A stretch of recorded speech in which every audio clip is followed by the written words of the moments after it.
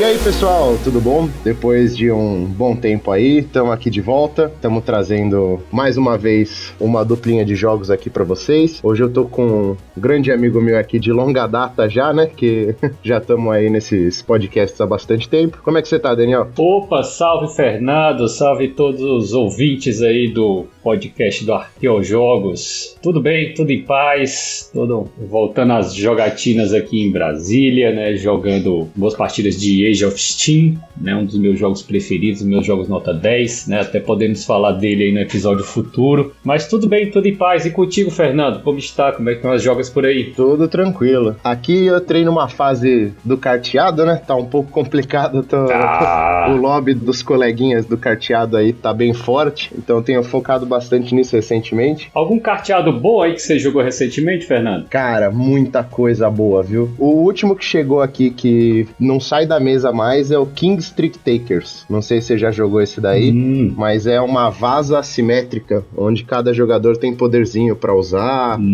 tem bid de quantos que você quer fazer. O jogo é muito bom. Muito bom mesmo. Mas não é um jogo para iniciantes, né? Realmente é um jogo com muita coisa, muita informação, mas um jogo muito bom. Para iniciantes aí, tem bastante coisa boa aqui que saiu recentemente no Brasil, né? O mais famoso aí, o Rebel Princess, que é outro que também, no meu grupo de jogos aqui de São Paulo, fez um sucesso tremendo, e o tempo inteiro me pedem para colocar ele na mesa, jogar de novo, e ele tem uma rejogabilidade bem alta, né? Porque ele tem uma quantidade alta de princesa, uma quantidade alta de cartas de cenário, né, que influenciam cada mão. É um excelente jogo. Mas não vou ficar falando muito de carteado, senão a gente vai se estender aqui e fazer um episódio inteiro só disso. Já fica aí pra gente fazer um episódio de arqueocarteados aí, quem sabe aí. Olha, a gente... vou te falar que pra mim já tô dentro. Já trazer eu tô aí, muito né, viciado nesse ponto. Trazer uns carteados aí um pouco mais esquecidos, né, que tem que ser um pouco mais escavados, né, tem coisa muito boa aí. Tem coisa muito boa sendo lançada aí recentemente, né, mas também tem coisa boa que tá um pouco esquecida, que eu acho que vale a pena a gente trazer no episódio futuro, né? Com certeza. Mas então, passando aqui pros jogos do tema, né? Os arqueojogos que a gente normalmente traz. Gosta. Eu fiquei sabendo aí que você vai trazer uma coisa que tem mais de 20 anos, né? Pois Daniel? é. Fiquei sabendo que você vai trazer um negócio aí que é quase de outro milênio já. É verdade. Vou trazer um jogo de 2003, um jogo que, na verdade, é um dos meus top 10. Esse jogo é o The Bridges of Shangri-La, as Pontes de Shangri-La, de um designer também que eu admiro bastante, né? Que até hoje ele está produzindo, né? Inclusive com um jogo recente aqui no Brasil, né? Que é o Leo Colovini, né? O italiano Leo Colovini, né?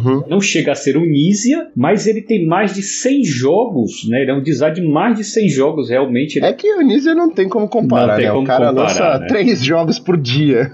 O cara é uma máquina, né? Mas o Leo, se duvidar, é um dos italianos com mais jogos cadastrados, né, de sua autoria no BGG. Inclusive lançou um recentemente no Brasil, que vou até resgatar o nome dele aqui, mas foi lançado recentemente aqui no Brasil. Mas o Bridges of Shangri-La não foi lançado aqui, né, como falei, é um jogo antigo de 2003, eu acho que ele só teve uma edição, vou até pegar aqui essa informação, mas é um jogo mais antigo mesmo, e sem dúvida é um dos jogos mais tops que eu joguei dele. Por quê, né? Falando mais um pouquinho do design, antes da gente chegar nesse jogo, né, o Leo Colovini ele fez vários outros jogos conhecidos, né? Cartagena, Carolus Magnus, são todos jogos um pouco antigos, mas esse Carolus Magnus ele foi reeditado recentemente com o nome Eriantes. Cheguei a jogar, é um jogo muito interessante, assim, também tem uma dinâmica bem antiga, a gente pode até falar dele num episódio futuro, mas ele também é o design do Clans, que foi lançado aqui no Brasil como FAI, né? Também um excelente jogo, o Clans, né? Ele também fez o Incógnito, o Masons, o Leo, que é um jogo infantil lançado aqui no Brasil, né? Coincidentemente é o mesmo nome do design. Lembrei do nome do jogo, foi lançado aqui no Brasil, é o Old London Bridge. Ah, eu cheguei a ver esse daí, veio por aquela editora Vem Pra Mesa Jogos. Vem Pra Mesa Jogos, eu não cheguei a jogar esse recente dele, e ele também é o design de um outro jogo, e esse mais obscuro ainda, que eu cheguei a ter esse jogo, mas acabei vendendo porque realmente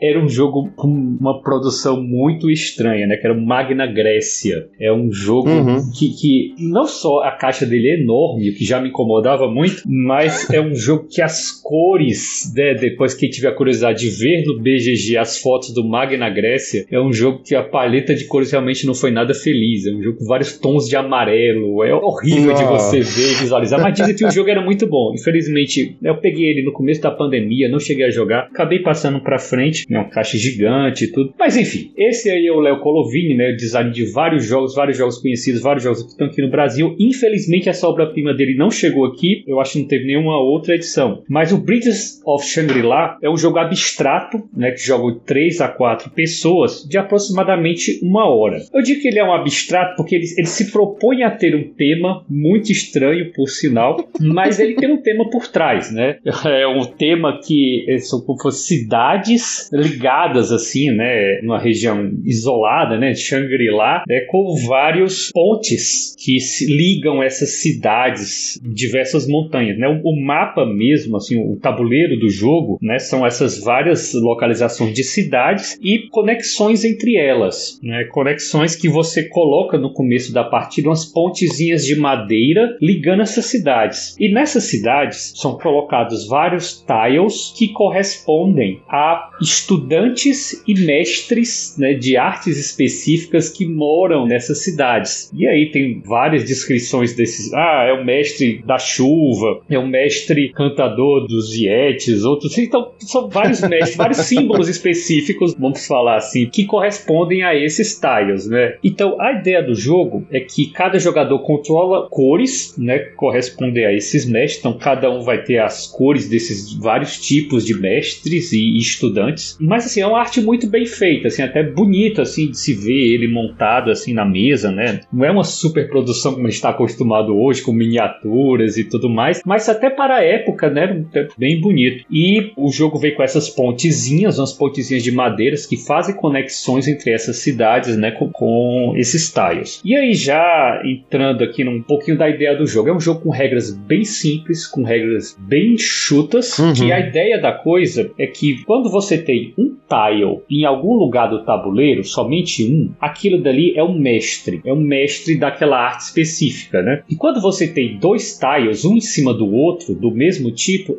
você tem um mestre e você tem um estudante daquela arte, né, daquele tipo específico.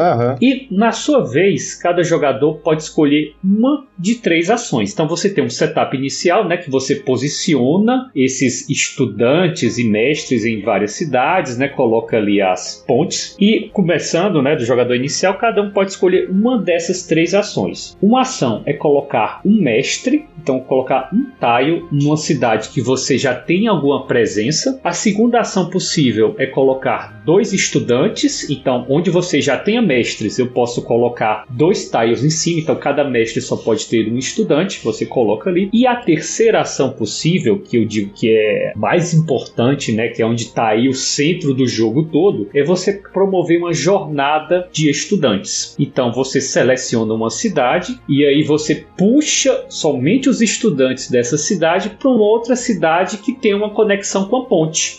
Esses estudantes, eles viajam, eles saem da cidade original, vão para essa outra cidade que tem uma conexão e você compara as forças das cidades, que é aí quem tem maior número de tiles, aí tem os critérios de desempate, né? Quem tem maior número de mestres e tudo mais, e a cidade mais forte, vamos dizer que a cidade que você está saindo, ela é mais forte do que a que você está chegando. Os estudantes ocupam os lugares desses mestres e podem expulsar, então, os jogadores das outras cores. Então, eu até comparo muito, assim, né, no coisa quando eu vou jogar, isso aqui é tipo um jogo de guerra, porque você, nessas jornadas de estudantes, e isso é muito interessante nesse jogo, você tem os ataques, né? Você ataca uma cidade com a outra, você tenta se defender, você tenta colocar mais peças em cidades que você acha que os jogadores vão te atacar ali. Quando você faz essa jornada, e aí tá um dos grandes chans do jogo, que eu acho isso fenomenal, é que quando você faz essa jornada dos estudantes para atacar, vamos dizer assim, uma outra cidade, você puxa não só os seus estudantes, mas você também puxa estudantes dos outros jogadores, você puxa todos da cidade para outra. Então você leva ou vai vai de carona ali naquele combate. Alguém que fez a ação que leva todo mundo, então a gente vai de caroninha, né? Exatamente. É isso que eu acho fantástico em alguns jogos, é exatamente a caroninha, né? Você se aproveita da ação de outros jogadores, manipula ali para aproveitar esse ataque. E ciente disso, né, os outros jogadores também se ligam para não abrir muita brecha para os outros jogadores poderem aproveitar suas ações. Então é um jogo, Fernando, assim, né? Eu sei que a gente falando aqui no podcast sem ver um pouco dessas ações, mas como eu falei, é um jogo muito simples de explicar e de jogar, mas que tem decisões muito difíceis, porque o jogo todo ele gira em torno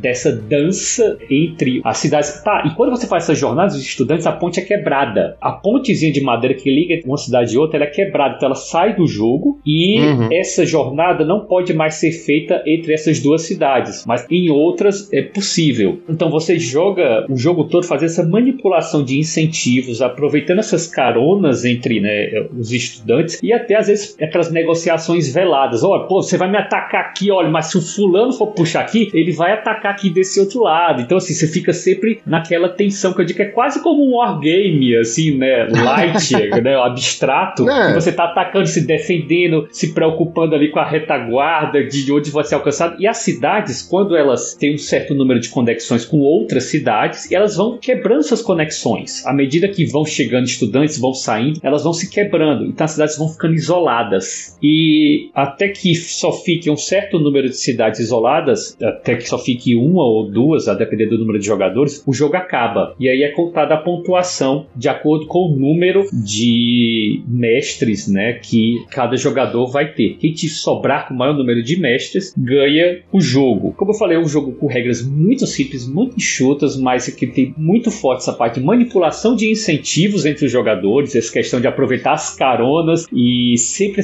uma tensão muito grande a partida inteira de onde vou ser atacado, onde é que eu vou atacar, se eu atacar aqui, né, eu vou enfraquecer essa minha cidade, outro jogador pode vir e tomar. Então ele é um jogo muito tenso, é um jogo muitíssimo interessante, mas que infelizmente ele está out of print, né? Acho que só teve essa edição aí em 2003, né? Não sei se teve mais algum em outra língua, vou verificar isso aqui. Provavelmente teve, né? Eu vi que é da Cosmos, então eu imagino que deva ter ido para várias editoras aí. Várias não, né? Mas pelo menos normalmente tem inglês, alemão e mais alguma outra língua. A minha edição mesmo é da Cosmos, eu importei ela já faz um tempo.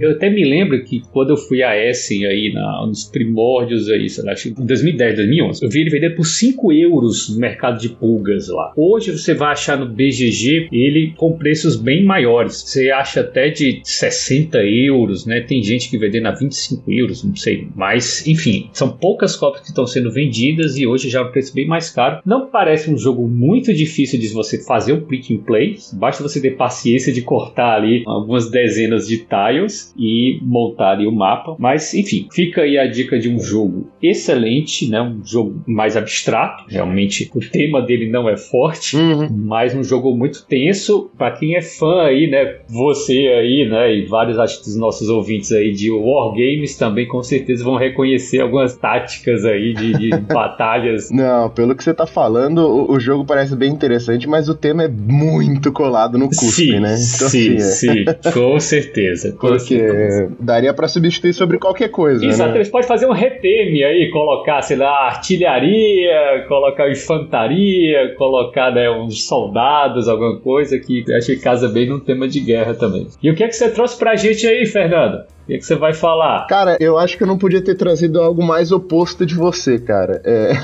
Eu trouxe um jogo da GMT, pra variar um pouquinho, né? Acho que já trouxe alguns da GMT aqui pra falar, mas infelizmente tô trazendo mais um, ou felizmente, né? Felizmente, a GMT que deve estar adorando. Uma editora fantástica. Pena que a gente não vê mais jogos deles aqui no Brasil, né? Pois é. Quem sabe algum dia alguma editora aqui brasileira se anime, nem que seja pra fazer no esquema de vende primeiro, depois traz, né? Editoras brasileiras, fica aí o pedido aqui do Arqueojogos, tragam jogos da GMT, são jogos maravilhosos, não são só jogos de guerra, tem muitos jogos euros, tem jogo novo aí, acho do Klaus Schulze, vindo aí por ele, esse do Richard Garfield, né, eu acho que é um jogo novo deles. O do Napoleão é maravilhoso, Mr. President é maravilhoso, Space Corp, que já teve episódio aqui, é maravilhoso, tem jogo de tudo, tem econômico, tem de guerra, tem de estratégia, tem cabo de guerra. O Time of Crisis, né, que vocês falaram aí. Time of Crisis é maravilhoso. Maravilhoso. Traga editoras brasileiras de jogos da GMT para nós. Nem que seja no esquema financiamento coletivo. Afinal de contas, a própria GMT faz. Por que a editora brasileira que for trazer não pode fazer? Vende primeiro, quando chegar no número de edições vendidas, aí traz. Aí cobra todo mundo e traz. Sim. Entraria fácil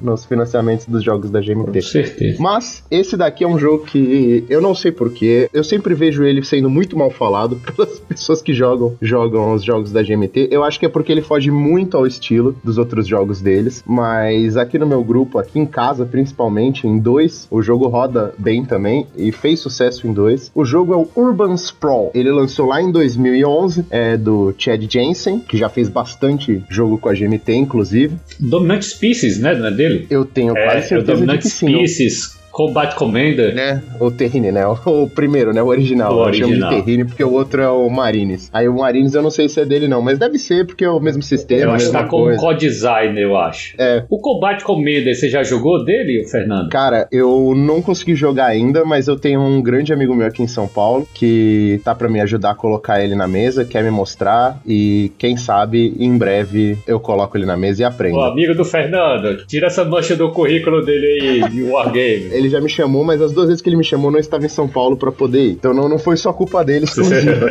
Tem um dedo de culpa minha aí. Mas esse mesmo amigo, eu já tinha feito o alpha test de um outro jogo que eu vou mencionar aqui também, mas a gente recentemente jogou a versão final, que é o Downfall, Conquest of the Third Reich, que é um jogo da Segunda Guerra ali pra 2 jogadores, que tem uma mecânica muito interessante, onde um lado joga com os aliados e as forças alemãs no fronte. Então assim, por exemplo, quem joga de aliados controla as forças alemãs no fronte soviético. E quem joga de soviético controla as forças alemãs no fronte aliado. Nossa. O jogo é pra 2, mas você tá sempre atacando e defendendo. E, assim, disparou, virou um dos meus wargames favoritos, assim, fácil. Toda semana eu tenho jogado online, né? Porque eu não tenho, infelizmente, uma cópia física ainda. Não consegui ninguém pra trazer uma cópia pra mim. Mas que também o design inicial foi do Chad, que infelizmente ele já faleceu, né? Mas é ele que fez o início do jogo e depois o pessoal da GMT que terminou o jogo com as anotações que tinha dele. Mas, voltando aqui pro Urban Sprawl, falamos aqui um pouco do design, também pro próprio designer é uma coisa completamente diferente de tudo isso que a gente acabou de mencionar. Afinal de contas, esse jogo, pra quem não sabe do que se trata, nunca viu, é um jogo onde você tá construindo uma metrópolis, né? Você começa com uma cidade ali com poucos prédios e casas. Os prédios têm corzinha, pra quem já jogou SimCity é até um pouco mais fácil de reconhecer ali se o prédio é comercial, se é residencial. Tem alguns que eles chamam de civ building, né? Que são a prefeitura, os bombeiros. Então começam com alguns já espalhados pela cidade e depois você vai melhorando e construindo prédios maiores. Pra mim, assim, qual que é a sacada do jogo? O jogo é muito simples, pra um jogo da GMT, então nem se fala. O manual tem coisa de 10, 12 páginas, assim, é muito curtinho, tem poucas regras, poucas coisas. A maior parte do manual é só explicando o tema, basicamente, né? Ele fala ali explicações mais simples, falando onde entra cada prédio, cada coisa, e aí você tem 2 mercados, né, no jogo. Você tem o mercado das construções, mesmo dos prédios que você quer construir, e o mercado dos contratos. Você vai comprando contratinhos e aí os contratos são relacionados ao tipo de prédio que você quer construir. Então, quero construir prédio residencial. Então você tem que juntar algumas cartas de contrato residencial para poder construir o prédio efetivamente na cidade. E aí você vai combando essas cartinhas. As cartas são como se fossem os recursos que você usa mesmo ali para botar o prédio no tabuleiro. E os bairros, eles são numerados, né? E a junção dos números que fala quanto que vale, quanto que custa ali aquela região, aquele terreno para você comprar e construir. E os prédios, obviamente, vão ficando maiores, vão ficando menores. O objetivo do jogo, obviamente, é ganha quem tiver mais dinheiro, que eles chamam de ponto, né, no jogo. Uhum. O jogo tem alguns cargos políticos, né, cada cargo político é um pouco mais atrelado aos certos tipos de prédios que vão sendo construídos. Algumas cartas que você joga te dão vocações, que o jogo chama, né, então, por exemplo, você constrói uma antena de televisão no coisa, você ganha uma vocação de mídia, então, você meio que tem uma tendência maior pra mídia. O jogador que tem a maior quantidade de vocações, né, que influencia a maior quantidade de setores do jogo, vira o prefeito. O cara que tem o prédio civil com o valor mais alto, ele virou District Attorney do jogo. O que tiver o prédio comercial mais alto vira o tesoureiro e assim por diante. Então tem, acho que são 5 ou 6 empregos diferentes que você vai pegando ali durante o jogo. E aí cada um vem com uma habilidade ali pra acertar o como você tá jogando. Então você meio que traça essa sua estratégia previamente, né? Do tipo, o que eu vou focar, que cargo que eu quero conseguir pra poder combar os prédios que eu tenho, as cartas que eu consegui comprar aqui na minha mão com o tabuleiro, né? E aí vai tendo essas eleições, né? Então todo turno você tem 6 action points, né? Que ele chama 6 AP pra fazer as coisas. E aí as cartas custam APs variados, né? Então, se você comprar a primeira que tá no mercado, ela custa 1. Se comprar a segunda, custa 2. Comprar a terceira, custa 3. Então você faz um mix bom ali pra tentar querer combar a sua mão, né? O ideal do jogo é montando esses combinhos pra conseguir colocar prédios o mais rápido possível. E aí, uma das eleições acaba sendo pra quem vai ter o poder de demolir prédio. E aí entra pra mim uma mágica do jogo. Tem uma única, acho que uma ou algumas cartas no deck que deixam você demolir, mas são poucas. Agora, o cara que tá com tem esse poder, né? Com o poder, exatamente. Ele pode, toda vez que ele tá construindo um contrato, demolir o prédio do amiguinho pra colocar o prédio dele em cima. Que maldade. Exatamente. E detalhe, ele ainda é protegido. Ninguém pode jogar a carta pra demolir o prédio dele. Nossa, forte, hein? É bem interessante. Eu gosto bastante, eu gosto muito desse tema de construção de cidade. Também adoro. Da evolução urbana mesmo, né? E o jogo tem uma mecânica que, pra mim, eu acho muito interessante em vários dos jogos que eu jogo, que é ele simula muito bem a passagem do tempo. Então, quando você começa a jogar ali no tabuleiro, só a lateral esquerda e a inferior que tem valores, né? E aí o cruzamento desses valores que vão te falar quanto vale cada um dos quadradinhos do mapa que você quer construir. Onde cruza o 2 com o 1, custa 3 pra você construir ali. Sim. Agora eu não vou lembrar exatamente se é somado ou se é multiplicado, mas você soma os valores ali, ou multiplica, e você chega no valor do terreno que você precisa pra poder construir. Só que ao longo do tempo, a borda direita e a borda superior começam a receber valores também. Então, esse mesmo terreno que no começo do jogo custava 3, quando alguém colocar um valor na parte superior do tabuleiro na mesma região, ele começa a valer 9. Aí quando alguém colocar na borda direita um que alcance também esse terreno, ele passou a valer 15. Então, os terrenos começam a valorizar ao longo do jogo como uma cidade de verdade, né? Rola especulação imobiliária. Exatamente. Então você quer colocar esses tokens de uma forma com que onde você já tem prédios valorize bastante, mas que ao mesmo tempo não inviabilize você de construir os terrenos que ainda estão em vazio, que você ainda quer comprar para colocar coisa.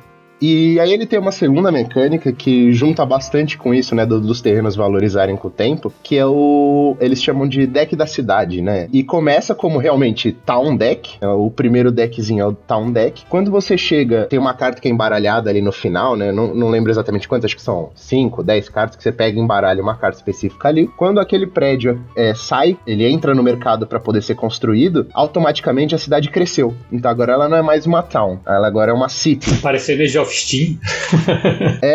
E aí o que acontece? Os prédios começam a ficar melhores, né? As cartas que você pode comprar ficam melhores, ficam maiores, então tendem a ter efeitos melhores e ocupar mais espaço, porque as peças podem ocupar 1 quadradinho, 2 quadradinhos, 3 quadradinhos, 4 quadradinhos. É bem similar às pecinhas do Tetris mesmo, né? Tem o Lzinho, tem o 2, um do lado do outro, e tem o quadradão grande, que é o quarteirão inteiro. E as cartas vão melhorando, e por fim, depois, no final desse deck, ele entra o deck de Metrópolis. E aí, quando tá terminando esse deck, que sinaliza o final do jogo. Então ele mostra muito bem, né, a cidade se formando ali no começo, com prédios esparsos e coisas. Então assim, no começo do jogo, você vai estar construindo ali, casinhas, né, um loteamento suburbano, um condomínio de apartamentos. No final do jogo, você tá ali, então aqui, tô subindo um arranha-céu, o outro cara ali, vou construir aqui o aeroporto, vou construir aqui um shopping. Então, acho ele muito temático, acho que ele consegue muito bem representar essa curva, né, das cidades crescendo e mudando com o passar do tempo. Acho muito legal essa mecânica de você ir colocando os tipos de prédios diferentes, né? Então,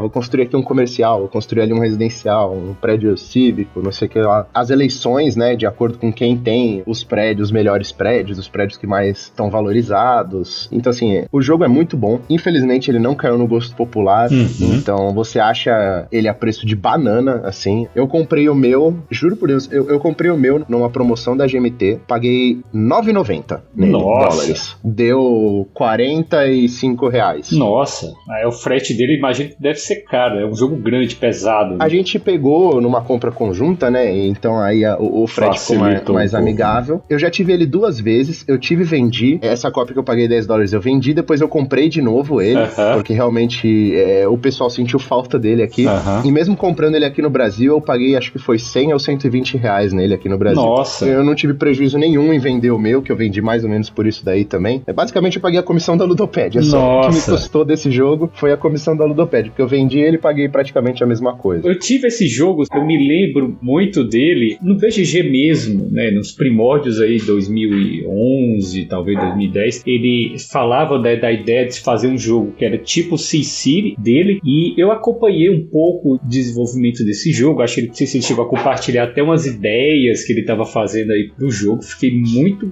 hypado na época. Eu importei esse jogo da GMT 2011, assim que ele lançou. Época de ouro das importações.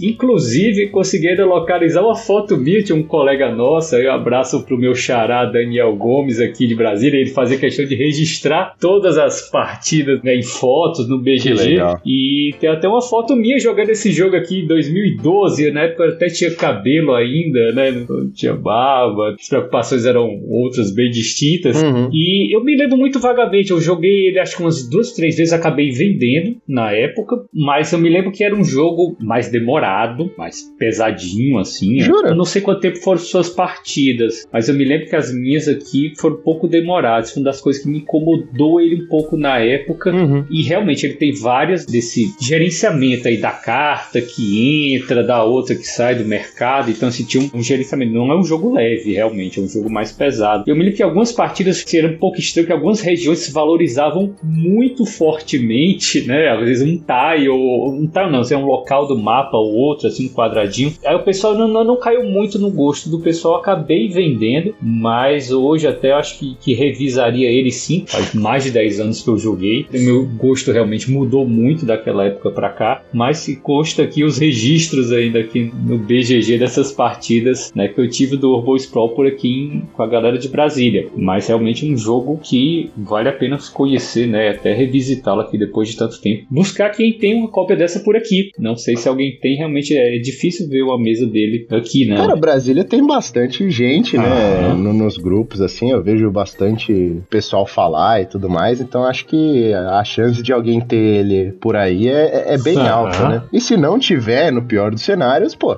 dá um pulo aqui em São Paulo que a gente joga com toda certeza, não tem problema. Tem alguma implementação dele online, Fernando? Não me lembro. Eu nunca achei. Provavelmente deve ter no Tabletop Simulator, eu jogo lá com você um dia se você quiser. Eu sei que não é a melhor solução ali, né, mas tem no Tabletop Simulator, então. No Tabletop Simulator, cara, tem tudo. É bom saber. Acho muito difícil não ter ele. Ainda mais que a GMT incentiva o pessoal a criar implementações digitais dos jogos deles. Inclusive, aí vem uma informação pra todo mundo que tá aqui ouvindo a gente, não em primeira mão, né, mas uma informação aí que não tá muita gente sabendo. A nova série, né, de Coinlight, que todo mundo tá em alvoroço aí falando aqui no grupo e tudo mais, lançou um jogo novo, né, sobre o Robin Hood, a Jest of Robin Hood. Ele tá em alpha no BGA, tá? Opa! Alpha particular, por enquanto, mas a meta é que muito em breve ele seja soltado pro público geral, pro alpha, né? Aí, assim que tiver a quantidade de aprovações necessárias, vai pro beta público e, na sequência, produção. Em breve teremos GMT no BGA também. Eles incentivam bastante o pessoal a criar essas implementações dos jogos deles. Então, assim, o Vassal eu tenho certeza que tem, mas o Vassal é muito ruim de usar. O TTS eu imagino que tenha, porque tem praticamente todos os jogos que eu já pesquisei tem no TTS, até coisa que não tem autorização, né? Já até mostrei jogos para alguns amigos meus aqui que fizeram os jogos, cópia do jogo deles lá à disposição no TTS para eles tentarem tirar, né? Desculpa aí quem usava esses mods de jogo brasileiro, mas quando não tem autorização e eu conheço a pessoa que fez o jogo, eu faço isso por... Cara, meu amigo, né? Afinal de contas, precisa ajudar o cara, né? Show de bola! Então, com toda certeza, a gente consegue jogar online em algum lugar, sim, Daniel, mas se não, tá aberto o convite para você vir aqui para São Paulo pra gente colocar na mesa. Show de bola. Em questão da duração, cara, em 2 a gente joga em 2 horinhas e pouco. A partida mais demorada, ali um pouco mais cansadas, né? Um pouco mais de AP, foi 3 horinhas e alguma coisinha. Eu ainda não joguei ele com mesa cheia. Eu acho que só joguei ele com mesa cheia, salvo engano. ano. Com toda certeza em 4 ele deve tomar um pouco mais de tempo. Eu consigo até te falar porque, com toda certeza ele toma bem mais tempo, porque eu tenho uma teoria aqui que é o seguinte: no BGG, quando você olha um jogo e a comunidade vota que ele não é o melhor possível na mesa cheia, 90% das vezes é porque ele demora muito com a mesa cheia. Sim. Eu já percebi isso. O best dele aqui no BGG é 3. Então eu tenho quase certeza de que é por conta disso. O pessoal deve achar que ele demora em 4 jogadores e por isso a nota baixa no geral. Eu acho que tem muito esse gerenciamento aí, as cartas que vão abrindo aí, né, pra compra, né, mal comparando com o Through the Ages, né, cada um que vai abrindo, você tem que ir explicando o que cada uma faz até pra saber o que você vai comprar, né, eu compro essa que tá mais barata, mas não vai beneficiar tanto, ou essa que tá mais na frente, né, eu acho que tem um pouco disso, as cartas vão aparecendo. Com certeza também com uma mesa que todo mundo já sabe a regra, que todo mundo já tem jogado, esse tempo de partida deve diminuir bastante, né? Não, com toda certeza, até porque assim, como eu falei, né, as regras são simples e, obviamente, em questão de estratégia tem muita coisa que você pode fazer, mas você não tem muitas coisas que você pode escolher no teu turno, ele tá tudo já meio aberto. Então, conforme você vai pegando o ritmo de jogo, conforme você vai aprendendo um pouco mais de AV e as estratégias mais rápido, você, obviamente, o jogo acaba rodando melhor. Beleza, show de bola, muito bom. Ficou o gostinho aqui de querer revisitar esse clássico aí do finado, né, Chad Jensen. Pois é, tô te esperando aqui em São Paulo, Daniel. Só você vir que a gente coloca ele na mesa. Com certeza. Calma, ainda tem o Time of Crisis aí também, um outro que ficou o gostinho aí do nosso último episódio. Já fica a dica aí pra quem não escutou ainda, escute aí esse episódio do Time of Crisis aí do Fernando e do Toledo. Foi excelente, ficou muito gosto de conhecer esse jogo aí da GMT também. Time of Crisis é bom demais, tá? E o bom dele também é mais ou menos o mesmo ponto do que eu falei aqui do Urban Sprawl, né? Um jogo simples, mas que você consegue fazer N estratégias diferentes, fazer o seu caminho, fazer a sua história, tentar coisas, focar em um assunto, focar em outro. É bem legal, bem interessante. Bom, então, por hoje é só, pessoal. Por hoje é só, doutor. WhatsApp. Caraca, eu entrei muito no modo déficit de atenção agora, velho. Vamos lá, corta de novo, vai de novo. Desculpa, corta de novo, cara. Vamos lá, é a fome, já tá chegando a hora do almoço aqui. Nossa, eu tô verde de fome. Então, por hoje é só, pessoal. Muito obrigado pela audiência em mais um episódio aqui. Daniel, muito obrigado por ter trazido o Bridges of Shangri-La aí pra gente. Me pareceu um jogão. Infelizmente, não parece o tipo de coisa que eu vou conseguir tão fácil. Então, vou depender da gente se encontrar. Quem sabe eu vou pra Brasília aí pra jogar o Bridges, você vem pra São Paulo pra jogar Só não vamos combinar no mês final de semana, aí vai dar ruim.